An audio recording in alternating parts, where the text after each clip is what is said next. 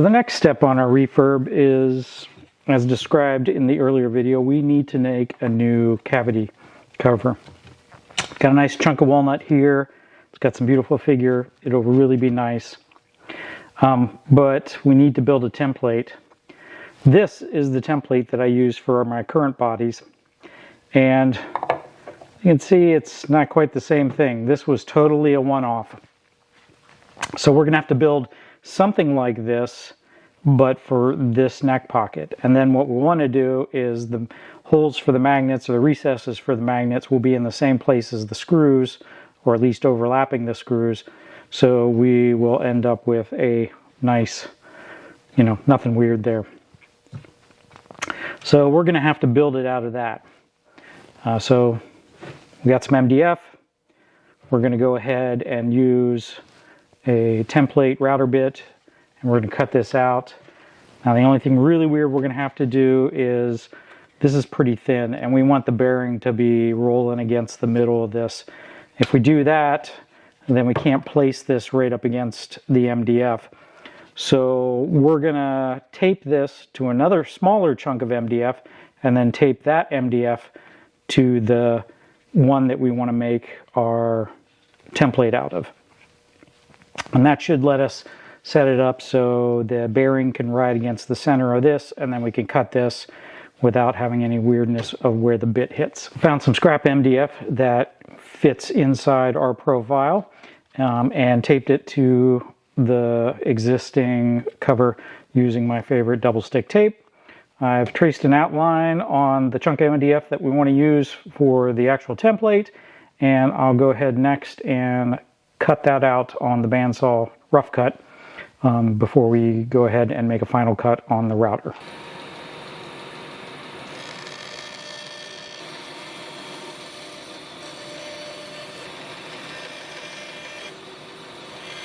All right, now we're about ready to make our cut. Got a router bit in here. Bearing's going to ride against the existing plate, and we're going to basically shape this one to what we needed.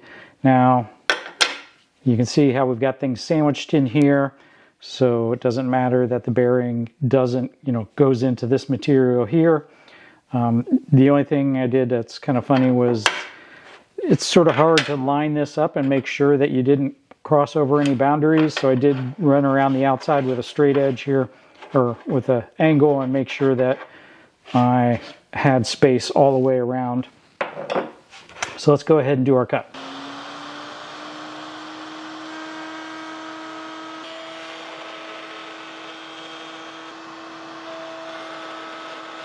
All right, we got our template covered. Just do a quick check, and we fit our hole perfectly. Nice. So next thing is we got to figure out where we want to do our magnets. But thankfully, we have a couple of holes, 3 holes, already set up, so we'll know exactly where we need to go. All right, so we're going to use a Forstner bit now to make 1/4-inch holes all the way through. And then we'll use that ultimately to cut the recesses for the magnets on both the cover and the body itself. Now I marked the spots where the existing screws were, and I came in a little bit on these two because they were pretty close to the edge. This one was about right. I've used it all to sort of start the hole, and then we'll just go from here.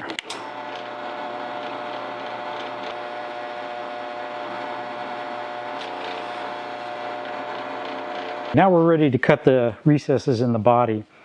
I didn't want to take all the hardware off the body, so this is not going to sit flat. So what I've done here is I've got a couple blocks that are all the same size and lifted up evenly, where you can kind of place them where there's no knobs or bridges or anything like that. We're going to slide this in here. We're going to go down and we're going to cut our hole. So first thing we want to do though is let's set our depth stop. We come down to about here, and that is as deep as we can go by going on the edge of the Forstner bit, and then we're just going to notch it up a 1/16. So we should end up with a hole about a 1/16 deep. Got one of our magnets here. Let's see if it fits flush.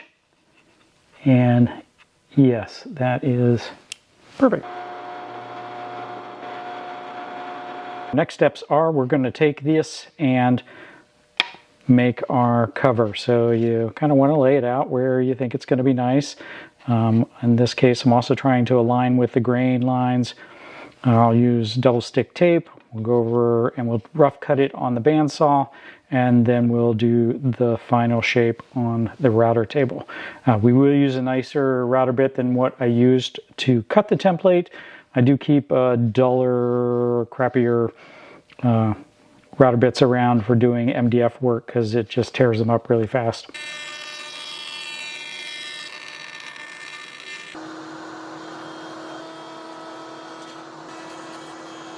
Now it's time to put the battery recess into the cover. Here I don't actually use a drill bit.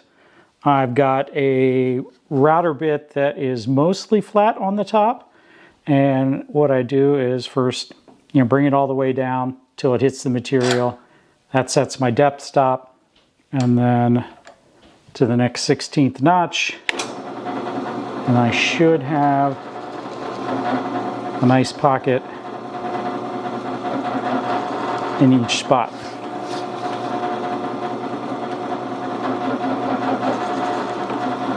And there we have our recesses. Grab one of the batteries, or not batteries, grab one of the magnets and see if everything's flush.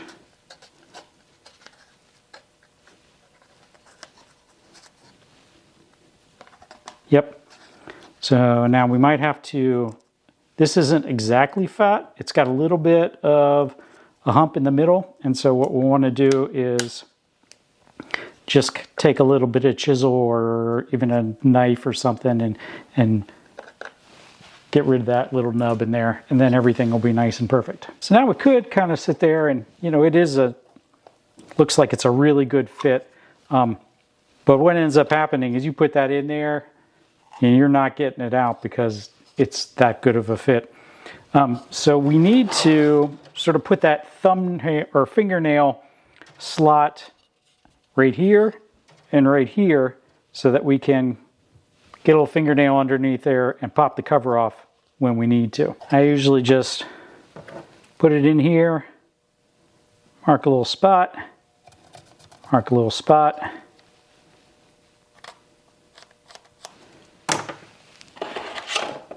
and then use just a plain old sanding block. It's got a nice radius on this side.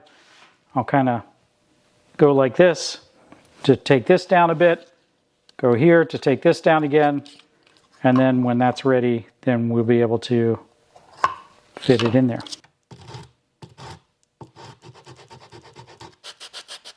Everything's rough shape, ready to do some fine sanding, and then add the magnets.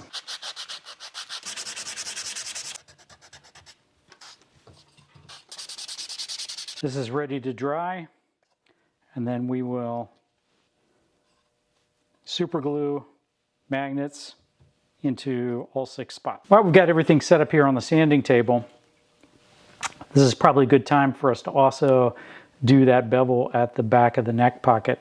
Now, in my modern ones, this screw is probably a little bit farther forward, and there's another one here, and so I usually kind of go right behind the 2 screws as sort of the start of my bevel, and then knock off about 1/4 inch on that side. So much like this entire base, this is going to be kind of a one-off. I'm going to start about here, and I'm going to go down because it's not exactly where the others would be. But let me draw a little line here, and then I want to take off about 1/4 on the top.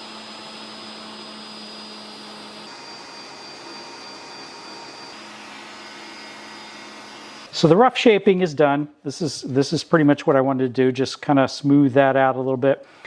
I wanted to check to see what's the depth of the ferrules here, and it's just a little bit proud of where the wood is. On the other ones, I actually have to recess these like about 1/8 of an inch deeper, but on this, because it's farther back, not really as much. So we are gonna take and just make this a little bit deeper so that this rests all the way inside the recess. Now normally when I cut these, I do this on the drill press so that I've got it nice and straight, and that's, you know, when the body is all unadorned. This we're only going to take a little bit off, so I am just going to do this by hand. All right, that's good. Now the other thing we're going to want to do when we put the neck back on is we're going to want to make sure that this screw isn't too long. I think we've got plenty of space, but we'll double check it before we put the screw back on. I have in the past run the screw up through the fretboard, not completely through, but cracked it. So that's something to be wary of. Now we'll just do a little bit more fine sanding on this, and we can hit this spot and this spot with some oil to match the existing finish. Now we're going to go ahead and glue our magnets in. We'll use a little dribble of super glue or tight bond, the CA style glue, and what we want to make sure is that this, you know, we don't want to glue in our magnets so that we push things away, but that we make them pop in tight. So be very careful that you do the right orientation this way, and then flip and do the orientation this way. I got a little stick here just to help with the super glue. And I always kind of, let's keep it in one direction. A little dribble there, and then put in our stick so that we don't glue our fingers to everything. We use the stick.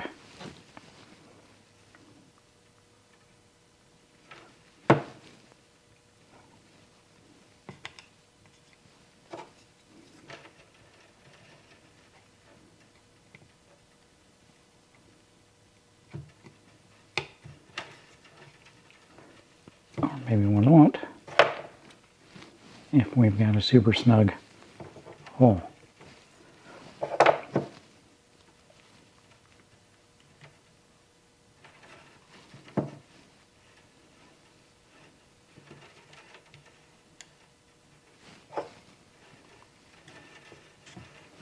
Right. Outside's done. Don't want any excess. We can touch this up with sandpaper.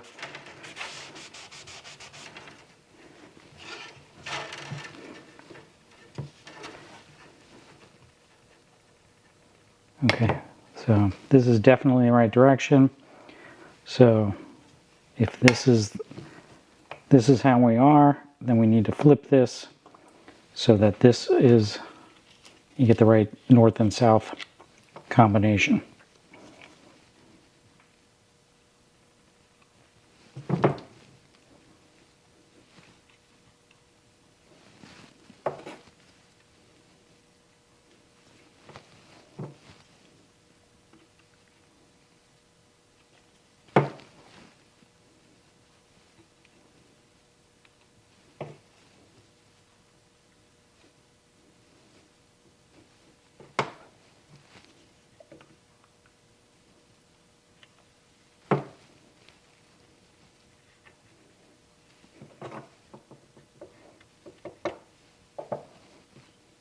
All right, and now we're going to let that dry. Finally, our magnets are dried.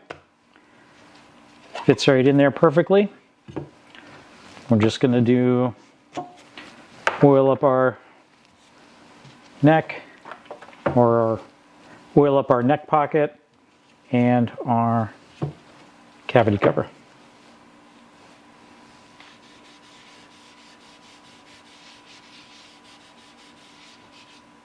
And one thing I've noticed since I've been working on the neck, working on the body, is that the wood is actually darkened over the years.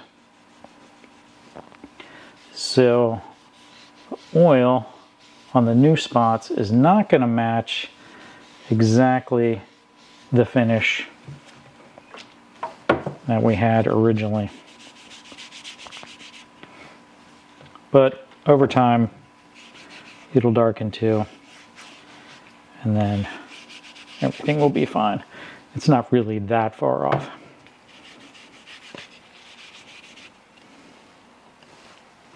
All right, everything is reassembled and dry and turned out pretty much exactly as I had hoped. We've got a nice cavity cover that has no visible screws, so it's got a smoother, profile there. We've got our beveled neck pocket. Just kind of smooths the transition into the neck. The neck profile itself no longer has sort of that fatness towards the neck pocket. It's should be more comfortable to play. Additionally, we don't have that shelf anymore where the neck was flat at about a quarter inch out from the neck pocket. Everything flows smoothly into the body.